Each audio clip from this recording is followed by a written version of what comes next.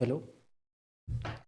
नमस्कार दोस्तों, अपने आज बात करेंगे कि कौन कौन सी भर्तियां अभी निकली हुई है और इनके लिए हमें कैसे तैयारी करनी चाहिए, क्या इसके लिए गाइडेंस है, क्या खास बातें हैं। पहली भर्ती है पशु परिचर की। पशु परिचर के 5,934 पद आए हैं और इसका जो सिलेबस है वो डिफाइन नहीं किया हुआ है। ये वो अपना ईगल इंस्टीट्यूट का जो यूट्यूब चैनल है इसके ऊपर विस्तृत रूप से हमने सिलेबस को डिफाइन करके और दे दिया है।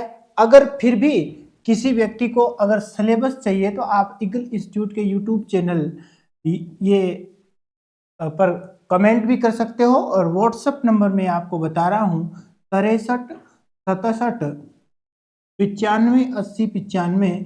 इस नंबर पर अगर आप व्हाट्सएप मैसेज करते हो तो आपको इसकी पूरी पीडीएफ है सिलेबस की कि इसका क्या क्या सिलेबस रहने वाला है वो आपको मिल जाएगा। एक नंबर बात। दूसरी बात अगर अपन करें, मैं कॉन्टेक्ट नंबर चेक कर लेता हूं।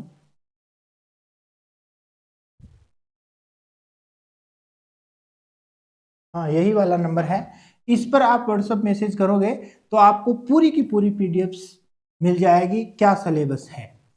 दूसरी अगर हम बात करें तो एलडीसी की एक भर्ती आई हुई है जिसमें 4,197 पद है, 4197, और जिसकी योग्यता जो है वो 12वीं के साथ सीईटी रहेगी। सीईटी मतलब कॉमन इंट्रेंस टेस्ट, ये आपको देना पड़ेगा। ये अगर आपका पास है तो ही आप इसका फॉर्म भर सकते हो।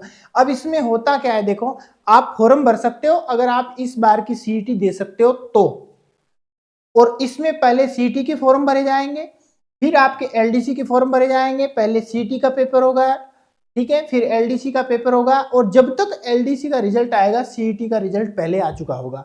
अगर आपकी सीईटी पास है तो आप इसमें एलिजिबल है। इसलिए आपको घबराना नहीं है कि मेरी सीईटी पास नहीं है इसलिए मैं ये एग्जाम नहीं दे सकता। आप सीईटी इसके साथ साथ पास करके भी इस एग्जाम को दे सकते हो। एलडीसी की भर्ती है, इसमें आप बैठ सकते हो। अगर आप ढंग से तैयारी करो तो ये दोनों पेपर से सीईटी और एलडीसी एकदम एक साथ निकल सकते हैं, इसमें कोई बड़ी बात नहीं है। ये 20 फरवरी से फॉर्म स्टार्ट हो जाएंगे और 20 मार्च तक फॉर्म चलेंगे, तो अंतिम तिथि का इंतजार किए बिना ही आप फॉर्म भर दें क्योंकि फॉर्म अभी स्टार्ट हो चुके हैं। अगली भर्ती की अगर हम बात करें तो छात्रावास अधीक्षक की एक भर्ती आई है। छात्रावास अधीक्षक की एक्चुअल में दो भर्तियां हैं जिनमें एक भर्ती समाज कल्याण विभाग की है और एक भर्ती अल्पसंख्यक विभाग की है। मतलब अल्पसंख्यक विभाग के अलग से छात्रावास है, एक ही पद होता है दोनों में, कोई दिक्कत नहीं है, और दोनों में एक जैसा ही सिलेबस रहेगा, ये भी है। लेकिन इनमें भी 12वीं के साथ क्या मांग रखा है, सीईटी मांग रखा है अल्पसंख्यक विभाग वाली में तो। और छात्रावास अधीक्षक की जो भर्ती है समाज कल्याण विभाग की, उसमें स्नातक के साथ सीईटी मांग रखा है। ठीक है, बहुत अच्छी पोस्ट होती है ये। इनके फॉर्म भी फरवरी में स्टार्ट हो गए हैं, 17 मार्च तक चलेंगे, और इसके 20 फरवरी से स्टार्ट हुए हैं, 20 मार्च तक चलेंगे। इसके बाद में महिला सुपरवाइजर की भर्ती आई हुई है। महिला सुपरवाइजर की भर्ती जो आई हुई है उसमें देखो, महिला सुपरवाइजर की जो भर्ती दोनों की दोनों है वो स्नातक बेस्ड सीईटी पे है, और वही बात है कि ये सीईटी के पेपर अभी भी होंगे। अगर इनको आप पास कर लेते हो तो आप इन परीक्षाओं में बैठ सकोगे। इस भर्ती के अंदर होता क्या है, महिला सुपरवाइजर नाम है लेकिन इसका फॉर्म पुरुष भी भर सकते हैं और नौकरी भी लग सकते हैं।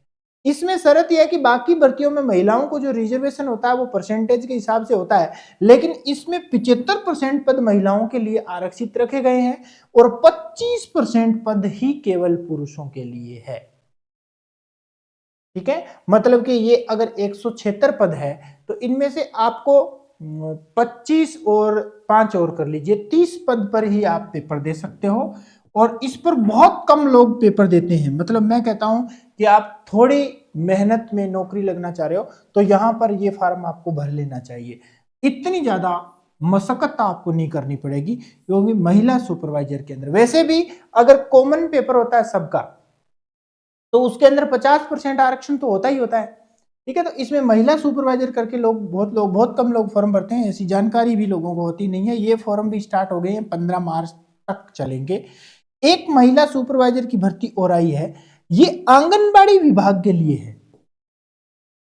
आंगनबाड़ी विभाग के लिए जो आंगनबाड़ी कार्यकर्ता है, वर्तमान में जो आंगनबाड़ी कार्यकर्ता है और जिनके पास 10 वर्ष का अनुभव है, उनके लिए ये भर्ती है।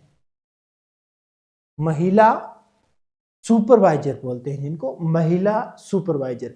इनका काम क्या होगा, जो आंगनबाड़ी संभालती है महिलाएं, इनके ऊपर एक ऑफिसर का पद सर्जित किया गया है, इसको महिला सुपरवाइजर बोला गया है। और ये बहुत अच्छी गवर्नमेंट जॉब है, ठीक है। ये सब भर्तियां आई हुई है, समय से आप इनके फार्म भर दे, क्योंकि देखो आपको सारे ही फार्म भरने चाहिए। कारण क्या है कि अधीनस्थ बोर्ड एक बार फीस लेता है, तो आपको एक बार सब फॉर्म भरने चाहिए, और बाद में क्या पता कौन सी भर्ती का तैयारी करने का मूड हो जाए। ईगल इंस्टीट्यूट का ये व्हाट्सएप नंबर है, और एक बार फिर से मैं व्हाट्सएप नंबर लिख देता हूं, 63 67 95 80 95। इस नंबर पर अगर आप व्हाट्सएप मैसेज करते हो तो आपको इनमें से किसी के भी सिलेबस की जानकारी चाहिए तो आपको तुरंत मिल जाएगी। और इसके अलावा अगर आप ऑफलाइन कोचिंग करना चाह रहे हैं तो भटेवर गांव है, हमने गांव में कोचिंग खोली है। उदयपुर डिस्ट्रिक्ट के अंदर ये पड़ता है, वल्लभ नगर के पास में, 6 लाइन हाईवे के आसपास है। और यहाँ हमारी ऑफलाइन कोचिंग जो है वो रन कर रही है, और इसमें हमारे एक बैच चल रहा है जिसको हमने नाम दिया है कॉमन जीके बैच। इस बैच के अंदर हम लोगों ने सभी भर्तियों के अंदर आने वाला कॉमन पेपर, कॉमन जीके, जो कि सभी भर्तियों के अंदर 75% सिलेबस सेम ही होता है, एक जैसा ही होता है, तो क्यों ना भर्ती आए तब तक हम इस 75% सिलेबस को तैयार करके रखें। और जब भर्ती आएगी तो जिसको सेकंड ग्रेड में जाना होता है सेकंड ग्रेड में जाएगा, रीट में जाना है तो रीट में जाएगा, सीईटी भी उनकी क्लियर ही हो जाएगी इस बहाने से।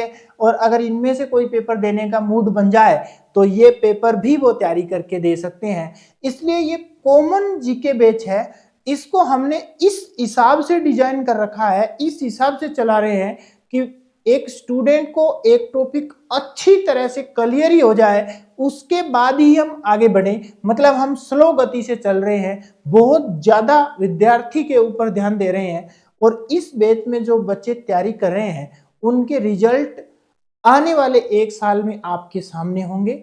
मैं इतना ही कह सकता हूं। जय हिंद, जय भारत।